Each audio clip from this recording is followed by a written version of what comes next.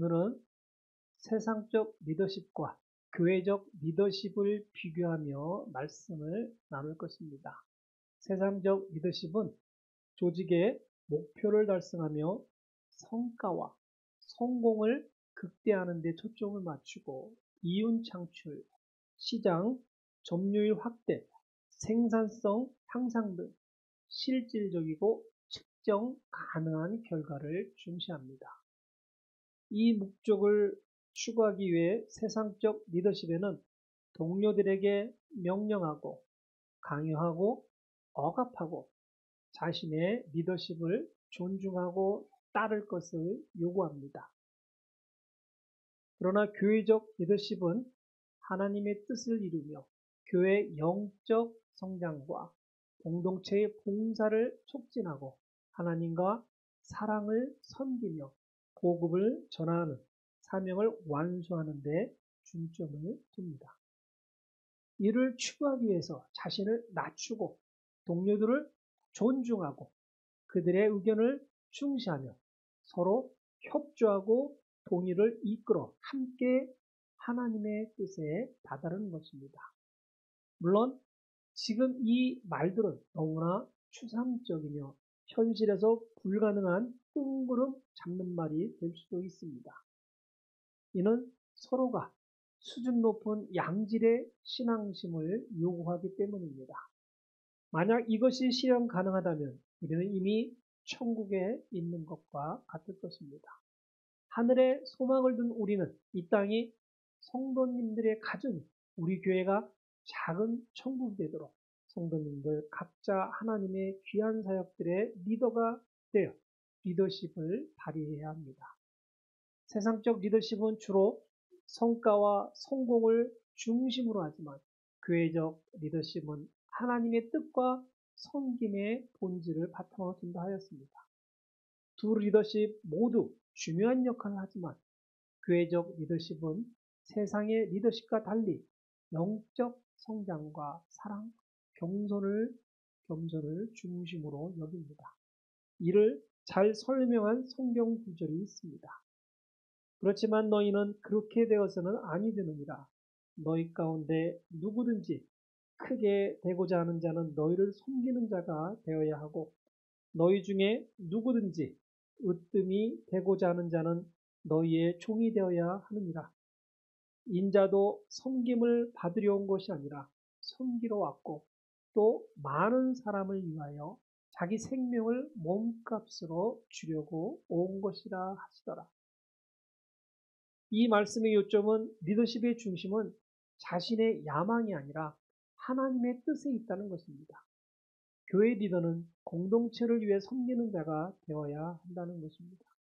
그리고 자신의 삶과 공동체의 영적 책임을 지는 신앙인이 되는 것입니다. 예수님은 이를 실현하는 방법을 오늘 본문을 통해 기록해 놓으셨습니다. 다시 한번 다 같이 읽어 주셨으면 좋겠습니다. 내가 너희 주와 선생으로 너희 발을 씻겼으니 너희도 서로의 발을 씻겨주는 것이 마땅하니라. 내가 너희에게 한 본을 보였으니 내가 너희에게 행한 대로 너희도 행하여야 하리라. 이 말씀을 잘 새겨보시기 바랍니다. 여기에는 세 가지의 중요한 사실이 있습니다. 첫째, 예수님께서 제자들의 발을 씻기신 행동은 당시 사회적 관습으로 보면 매우 겸손하고 낮은 위치에 있는 행하는 봉사의 행위였습니다. 이를 통해 예수님은 제자들에게 섬김의 본을 보이셨습니다. 리더십은 권위가 아니라 섬김과 희생임을 보여주신 것입니다. 둘째, 희생의 리더십입니다. 예수님은 자신의 행동을 통해 희생적이고 조건 없는 사랑의 중요성을 보여주셨습니다. 발을 씻기는 행위는 단순한 행동을 넘어 서로를 사랑하며 돌보라는 희생의 본보기입니다. 셋째로 제자 양육의 리더십을 보여주셨습니다. 예수님은 제자들에게 단순히 이론적인 가르침을 주신 것이 아니라 직접 행동으로 보여주심으로써 그들이 우리가 따라야 할 삶의 방식을 제시해 주셨습니다. 이는 말로만 사랑하고 섬기는 것이 아니라 구체적인 행동으로 실천하라는 예수님의 권면입니다. 예수님께서는 이 본을 통해 제자들이 앞으로 세상 속에서 하나님의 나라를 확장하는 사명을 감당할 준비를 하게 하시려 하신 것입니다. 그 과정에서 가장 중요한 태도는 섬김과 겸손임을 가르치시려 하시는 것입니다. 이것이 리더십입니다. 섬기고 희생하고 제자 양육을 하는 것입니다. 이 세 가지를 오늘 말씀을 통해 좀 더 깊이 들어가 보도록 하겠습니다. 첫 번째, 섬김의 리더십입니다. 정의하자면 다른 사람을 위해 먼저 행동하는 리더십입니다. 일반적으로 리더가 지시하고 다른 사람들이 따르는 것과 달리 섬김의 리더십은 나는 어떻게 다른 사람을 도울 수 있을까를 먼저 생각하는 것입니다. 이렇게 하기 위해서는 리더십의 핵심은 겸손과 사랑으로 다른 사람의 필요를 채우고 그들이 신앙이 성장할 수 있도록 돕는 것입니다. 성도님들은 리더십을 어떻게 생각해 오셨습니까? 리더가 되면 다른 사람들에게 이래라 저래라 하며 사람을 통솔하는 것을 리더라고 생각하셨습니까? 아니면 본인의 계획대로 사람들이 움직여 주는 것을 의미하십니까? 어떤 사람이 있었습니다. 성격이 온순하고 매우 점잖은 노신자가 있었습니다. 동네에서 이분을 인격과 인성을 보고 홍잡받는 곳에 질서를 유지해달라 부탁을 하였습니다. 동네 사람들은 이분의 인품이 널리 알려져 있었기에 다들 이분의 안내에 잘을 따를 것이라 혼잡한 곳이 곧 질서가 잡힐 것이라 기대가 이만저만이 아니었습니다. 그러나 동네 사람들의 바람은 순식간에 깨어지고 말았습니다. 이 노신사는 질서를 유지하기 위해 사람들에게 발길질을 하고 온갖 욕설을 하고 오히려 더 큰 목소리로 사람들에게 자신의 지시를 따를 것을 강요하였습니다. 이 노신사는 질서 유지를 위해 받은 리더십을 권력으로 착각한 것입니다. 오히려 전보다 질서는 깨지고 동네 사람들끼리 서로 다투고 서로 비방하기까지 하였습니다. 저는 이 노신사를 매일 아침마다 보면서 무엇이 이 점잖은 분을 이렇게 만들었을까 하며 고민해 보았습니다. 결론은 리더십을 잘 교육받지 못한 것이라 결정을 지었습니다. 이때 저의 나이가 15세였습니다. 어린아이 눈에도 잘못된 리더십은 한 커뮤니티를 파괴하고도 남을 쫓는 것을 알게 되었습니다. 성도님들, 리더십의 가장 중요한 것은 섬김을 받는 것이 아니라 섬기는 것입니다. 오늘 본문의 내용처럼 예수님께서 제자들의 발을 손수 씻겨주신 것을 다시 한번 생각해 보시기 바랍니다. 아버지 학교에 가면 맨 마지막 날에 아내들을 불러 남편들이 아내의 발을 씻기는 행사가 있습니다. 이때 놀라운 일들이 벌어집니다. 여기저기서 아내들이 흐느끼다가 대성통곡을 하기도 합니다. 왜 그렇겠습니까? 아내들은 수십 년을 남편들의 가부장적 행동에 눌려 남편들을 섬겨왔습니다. 그러한 아내들의 속이 얼마나 한이 맺혀 있었겠습니까? 아내의 발을 씻기기 위해 겸손히 무릎 꿇고 있는 남편을 보니 이러한 날도 다 인내하며 놀랍기도 하며 계속해서 내 남편이 나의 발을 씻겨줄 수 있을까 하며 기대감 반, 호기심 반하며 가슴 속에서 올라오는 행복감과 자괴감 때문에 대성통곡을 하는 것이라 저는 생각합니다. 왜 이런 현상이 일어났겠습니까? 여기에 섬김과 겸손이 숨어있기 때문입니다. 남편이 아내의 발을 씻기기 위해서는 무릎을 꿇게 됩니다. 아내의 발을 씻겨줄 정도로 신앙이 성숙한 남편의 섬기고자 하는 마음이 있어야 합니다. 한 가정의 가장이라면, 한 가정의 리더라면 아내의 발을 섬김과 겸손한 마음으로 씻길 수 있어야 합니다.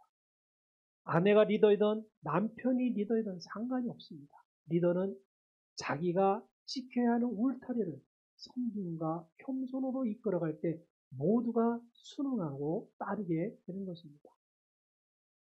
예수님 당시에 발당자들의 신분은 노예들이나 하층 계급이 하는 일이었습니다. 우리 인간적 입장에서는 육신을 입으신 하나님께서 결코 하실 일은 아닐 것입니다. 사람들은 조그만 권력만 있어도 세상을 호령하려 하고 권력을 이용해 자신의 욕심을 채우기 위해 어떠한 짓거리도 합니다. 죄인들의 모습에서는 결코 찾아볼 수 없는 섬김과 겸손인 것입니다. 성도님들, 교회의 리더들은 영령권자가 아닙니다. 이웃 성도들과 친구이자 그들을 섬기는 자들인 것입니다. 성도님들이 우리 교회의 가장 성숙한 리더라고 가정해 보시기 바랍니다. 성도님들의 마음속에 내가 섬길 대상이 누구인가를 생각해 보셔야 합니다.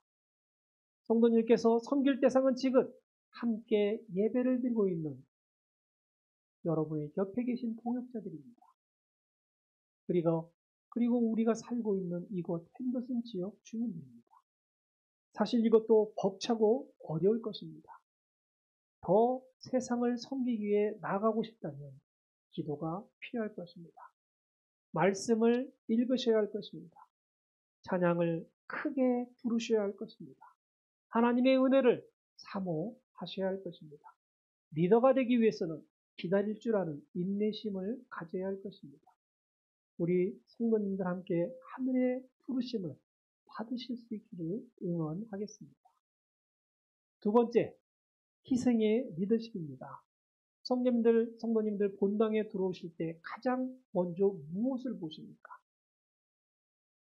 교회에 가장 잘 보이는 곳에 무엇이 있습니까? 바로 십자가가 있습니다. 십자가의 의미는 무엇입니까?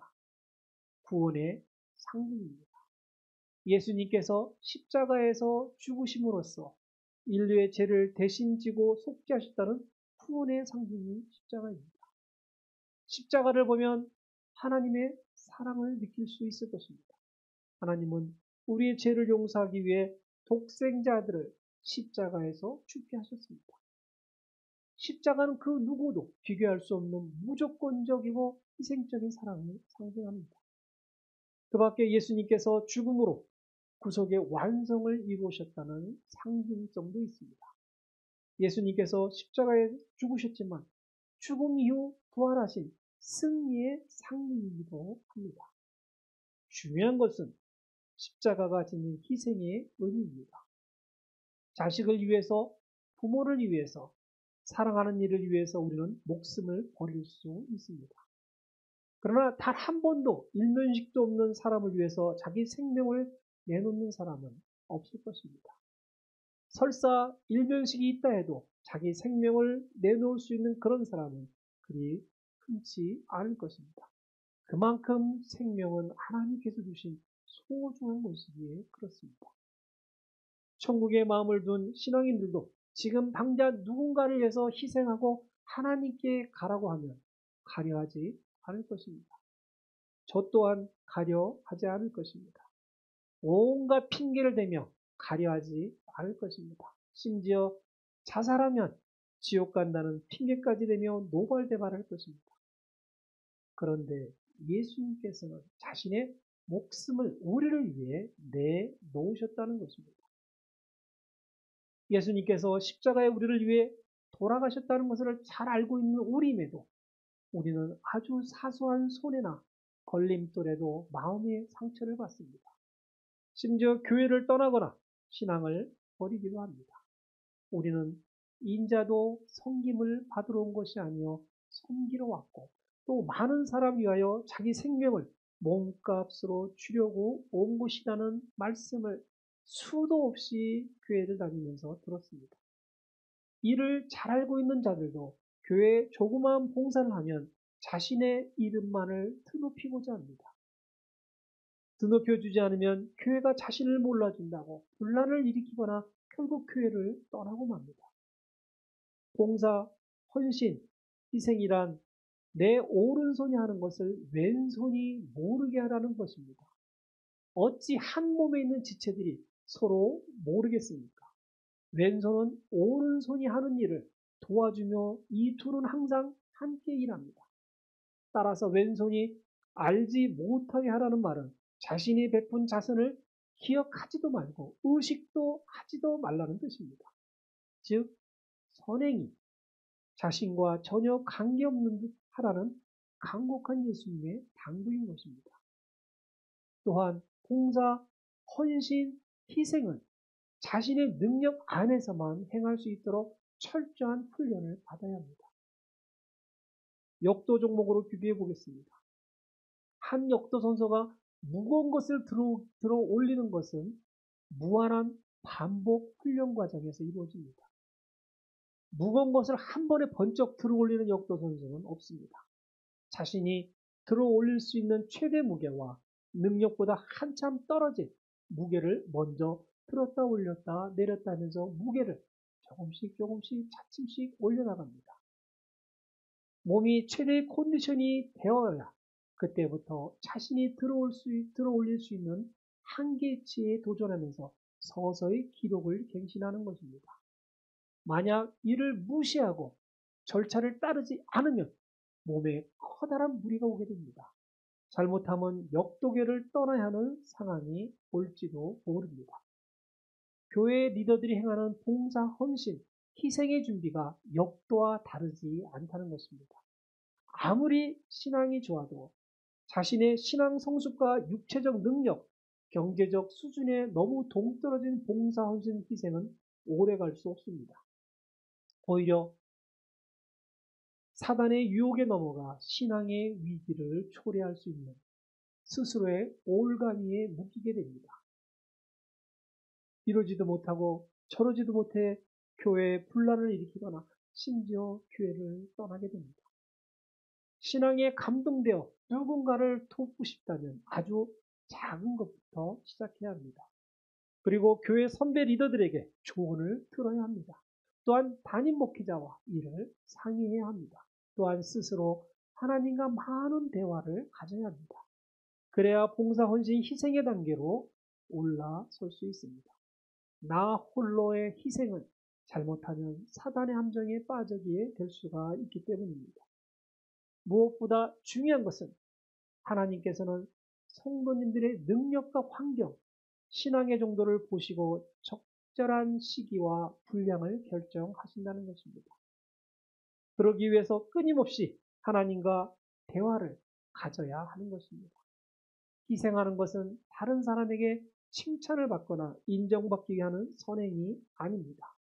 오직 하나님께 영광을 돌리는 마음으로 선행을 하여야 하는 것입니다.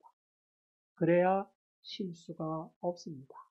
도움을 받는 사람 마음의 심정을 이해할 수 있습니다. 그래야 하나님을 기쁘게 하는 것이고 하나님의 뜻을 따르는 것입니다. 헌신은 사랑을 통해 자연적으로 행하게 되어 있습니다. 먼저 우리 교회가 사랑의 뜨거운 솥에서 뜨겁게 달구어져 스스로에게 가정에서, 교회에서, 세상에서 사랑이 넘쳐 흐르도록 해야 하는 것입니다. 그러면 자연적으로 리더는 교회 공동체를 위해 개인적 이익을 내려놓을 준비가 되는 것입니다. 헌신의 시작은 개인적 이익을 내려놓는 것이며 사랑을 나누는 것이며 자랑치 아니하는 것을 스스로에게 항상 질문하시는 우리 성도님들이 되시기를 바랍니다. 세 번째, 제자 양육의 리더십입니다. 마태복음 28장 19절 20절에 그러므로 너희는 가서 모든 민족을 가르치고 아버지와 아들과 성령의 이름으로 침례를 주며 내가 너희에게 명령한 모든 것을 가르쳐 지키게 하라.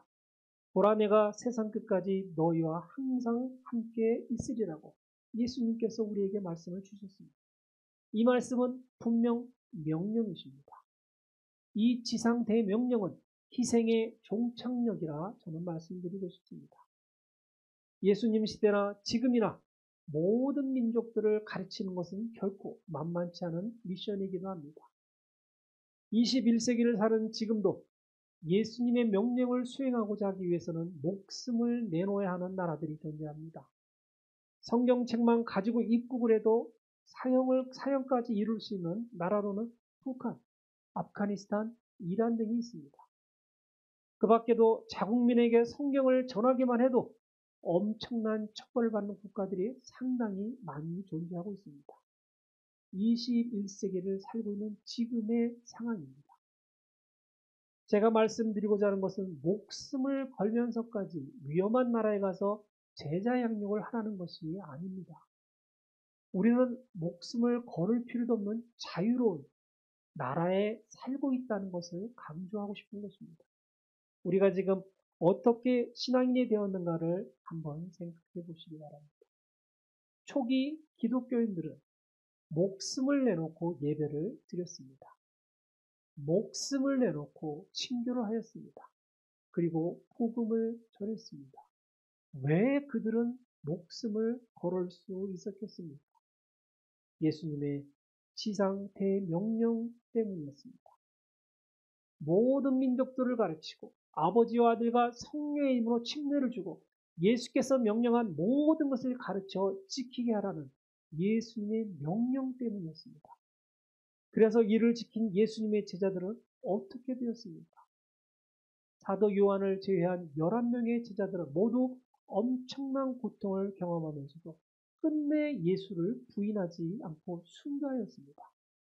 베드로는 로마에서 거꾸로 십자가에 못 박혀 죽고, 안드레는 X자형 십자가에 매달려 죽었고, 세베대의 아들 야고보는 칼에 의해 참수당하고, 빌립은 십자가형 또는 참수형으로 죽었고, 바돌로메오는 산채로 피부가 벗겨지면서 십자가형으로 죽었고, 도마는 창에 찔려 죽고, 마태는 칼이나 창으로 죽임당하고, 알페오의 아들 야고보는 돌에 맞아 죽었거나 투창으로 사망했고, 다데오는 돌에 맞아 죽었거나 도끼로 참수를 당했고, 시몬은 십자가형 참수 또는 톱으로 잘리는 형벌로 죽었고, 마띠아는 돌에 맞아 죽었습니다. 그리고 사도 바울은 로마에서 참수되었습니다. 우리는 이분들 덕분에 지금 예수님을 믿고 구원을 받은 몸들입니다. 만약 이들이 없었다면 우리에게 예수님의 복음은 전해지지 않았을 것입니다. 이것을 우연으로 받아들이든 필연으로 받아들이든 관계가 없습니다. 다만 하나님께서 여기 계신 성도님들 한 분 한 분을 선택해 이곳에 있게 하셨다는 것입니다. 예수님의 12제자처럼 순교를 하라 이 자리에 있게 한 것이 결코 아닙니다. 앞에도 말씀드렸지만 우리의 그릇이 순교를 받을 정도인지 저는 잘 모르겠습니다. 저는 순교를 하라면 도망간다 하였습니다. 그러나 기도와 성경 공부와 찬양만큼은 절대 버리지 않을 것입니다. 하나 더 한다면 우리 성도님들과 성경 말씀을 나누면서 복음을 전하는 것을 끝까지 할 것입니다. 이것이 저의 소명이자 사명이기 때문입니다. 그렇다면 성도님들의 소명과 사명은 무엇입니까? 결코 하나님께서 그저 하루하루 근근히 신앙심을 유지하라고 하신 것은 아닐 것입니다. 예수님의 지상대 명령은 오늘 사는 우리에게도 여전히 중요한 도전과 책임을 남깁니다. 초기 제자들의 희생 덕분에 우리가 복음을 알게 된 것처럼 이제는 우리가 각자의 자리에서 주어진 소명과 사명을 실천해야 할 때입니다. 순교가 아닌 자유로운 환경 속에서 살아가는 우리는 기도, 성경 공부, 찬양 그리고 복음 전파를 통해 신앙을 깊게 하고 하나님의 사랑과 은혜를 세상에 나누는데 힘쓰는 자가 되어야 합니다.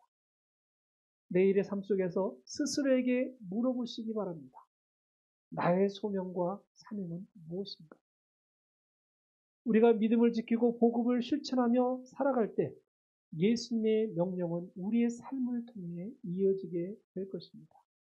제자 양육은 리더들의 최대 목적이 되어야 합니다. 우리 성도님들도 영적인 리더가 되실 수 있도록 헌신해 보시기를 적극 추천해 드립니다.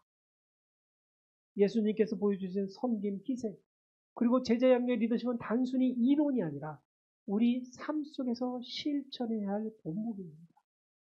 세상의 리더십이 성과와 성공에 초점을 맞춘다 하면 교회의 리더십은 하나님과 이웃을 섬기고 공동체 영적 성장을 이루며 복음을 전하는 데 중점을 두는 것입니다. 성도님들, 다시 한번 묻습니다. 나의 소명과 사명은 무엇입니까? 이 질문을 마음속에 새기시기 바랍니다. 하나님께서 각자에게 주신 자리에서 섬김과 희생으로 사랑을 나누고 제자 양육에 헌신하는 삶을 이어가실 수 있도록 성도님들의 삶의 여정을 아주 조금만 수정하시면 어떻겠습니까? 작은 행동이라도 우리가 주님의 리더십을 따라갈 때 하나님의 나라는 우리의 삶을 통해 확장될 것입니다. 우리 모두가 영적 리더로서 주님의 뜻을 이루는 도구가 되시기를 우리 주 예수 그리스도의 이름으로 축원드립니다.